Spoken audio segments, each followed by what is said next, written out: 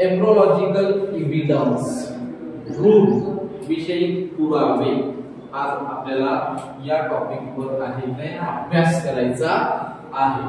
तर embryological evidence म्हणजे काय की हे जेवढे पण प्राणी आहेत ओके जेवढे पण व्हर्टिब्रल एनिमल्स आहेत त्या व्हर्टिब्रल एनिमलचा आपल्याला कंपेअर करायचं आहे आणि कंपेअर केल्यानंतर आपल्याला असं दिसून आलं की जेव्हा आपण स्टेज फर्स्ट मध्ये एम्ब्रियोनिक कंडिशन मध्ये असेल तेव्हा आपण सगळे व्हर्टिब्रल एनिमल्स हे सारखेच दिसतात। तर आपल्याला आज एम्ब्रियोलॉजिकल एव्हिडन्स बघायचं आहे।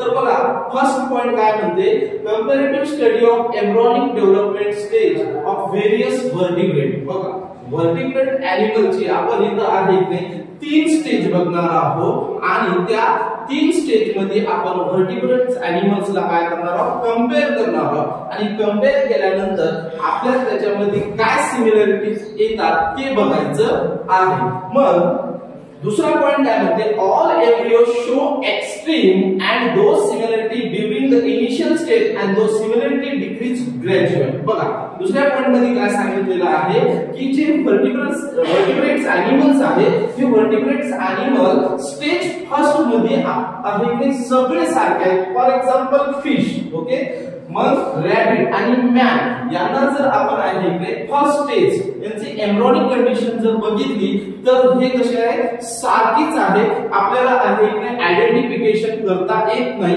की हा एम्ब्रियो मॅनचा आहे की फिशचा आहे की रॅबिटचा आहे। हे सगळे सारखेच म्हणजे सिमिलॅरिटीज आहे। मग जसं आपण स्टेज 2 मध्ये जाईल तर थोडंसं त्याच्यामध्ये डिफरन्स राहील स्टेज फर्स्ट सारखं राहणार नाही। मग नंतर येतं स्टेज सेकंड मध्ये ओके एम्ब्रियोनिक कंडिशन फिशची थोडीशी वेगळी राहील रॅबिटची वेगळी राहील आणि मॅनची कशी राहील वेगळी राहील। पण स्टेज फर्स्ट मध्ये सगळे एम्ब्रियो हे एक सारखेच दिसतील। तर थर्ड पॉइंट मध्ये काय सांगितलं similarity initial stage indicate the common origin of all this animal. म्हणजे हे आपल्याला stage first stage second stage third हे आपण कंपेअर काय करत आहोत व्हर्टिब्रल एनिमलला की याच्यामुळे करत आहोत की स्टेज थर्ड मध्ये आपण बघितलं तर फिश ओके रॅबिट आणि मॅन त्याच्यामध्ये खूप लार्ज डिफरन्स आहे। बघा स्टेज फर्स्ट मध्ये काय होतं लक्षात ठेवा की सगळे कसे होते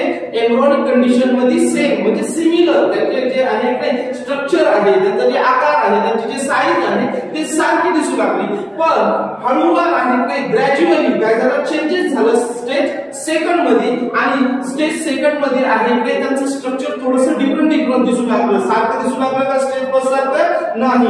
मग स्टेज थर्ड मध्ये आपण बघितलं तर याच्यामध्ये लार्ज डिफरन्स दिसू लागला काय दिसू लागला लार्ज डिफरन्स दिसू लागला फिश रॅबिट आणि मॅनचा। मग याच्यावरून या एम्ब्रियोनिक एव्हिडन्स वरून असं आपल्याला पुरावा किंवा एव्हिडन्स देता येते की आपला पूर्वज कसे होते एक सारखेच होते। पूर्वज जे आहे आपले आपण एकाच पूर्वजापासून सगळे बनलेलो आहोत या टॉपिकचा अर्थ। याच्यावरून या एम्ब्रियोलॉजिकल एव्हिडन्स वरून आपल्याला असं कळते की आपले जे पूर्वज आहेत ते पूर्वज आहेत सगळ्याचा एकच पूर्वज आहोत म्हणजे आपण एकाच सेल पासून किंवा एकाच ओके एनिमल पासून बनलेले आहोत। कारण स्टेज फर्स्ट मध्ये आपण सगळे सारखे आहोत स्टेज सेकंड मध्ये ग्रॅज्युअली थोडंसं हळूहळू इव्हॉल्युशन झालं मग स्टेज थर्ड मध्ये पण इव्हॉल्युशन झालं आणि इथं आपण डिफरंट स्पीसीज म्हणून ओळखल्या जातो। पण एम्ब्रियोनिक कंडिशन मध्ये आपण काय केलेलं आहे